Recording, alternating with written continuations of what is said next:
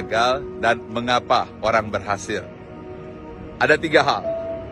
Yang pertama yaitu ilmu tapi tidak masuk ke dalam hati.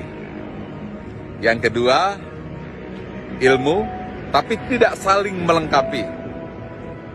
Yang ketiga, ilmu tapi tiada aksi. Baik, saya akan jelaskan dulu 7 ilmu teori dasar yang harus kamu ketahui. Yang pertama adalah hidup harus punya jiwa yang luas dan rasa syukur. Yang kedua, hidup harus punya rasa cinta, mengasihi, dan harus senantiasa memberi. Yang ketiga, hidup harus punya visi. Yang keempat, hidup harus punya pegangan yang tinggi. Yang kelima, hidup harus beraksi. Yang keenam, hidup harus memperbaiki diri, ambil yang baik saja. Yang ketujuh, hidup harus mampu mendeteksi dan membuang sikap dan tindakan yang buruk. Nah, pertanyaannya adalah bagaimana supaya ini masuk ke hati? Jawabannya adalah repetisi atau pengulangan. Nah, pengulangannya seperti apa?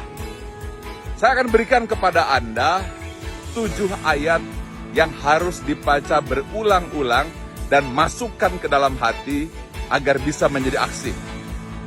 Yang pertama, ayatnya adalah setelah Bismillahirrahmanirrahim, Anda harus berjiwa luas, yang disebut dengan hati yang lapang, penuh rasa syukur. Anda harus baca Alhamdulillahirabbil alamin.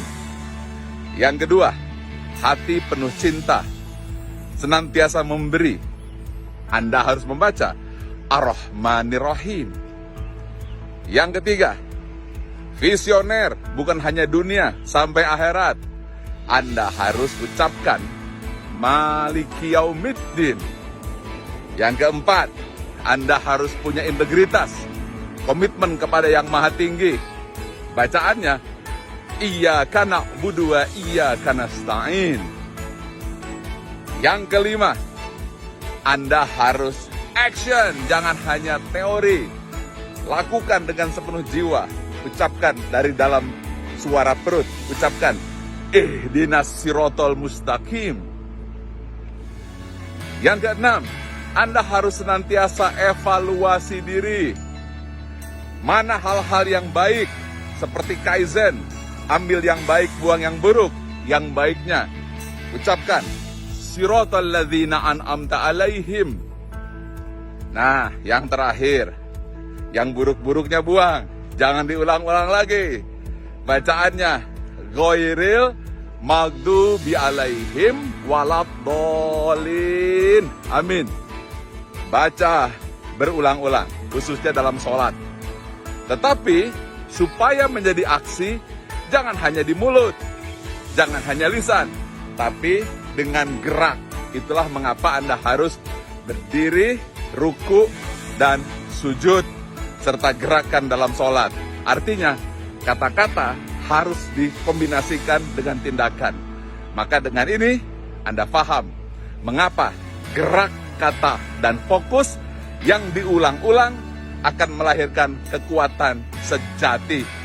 Salam sukses selalu, salam sehat, penuh semangat, sharing dan bagikan ke semua orang. Mudah-mudahan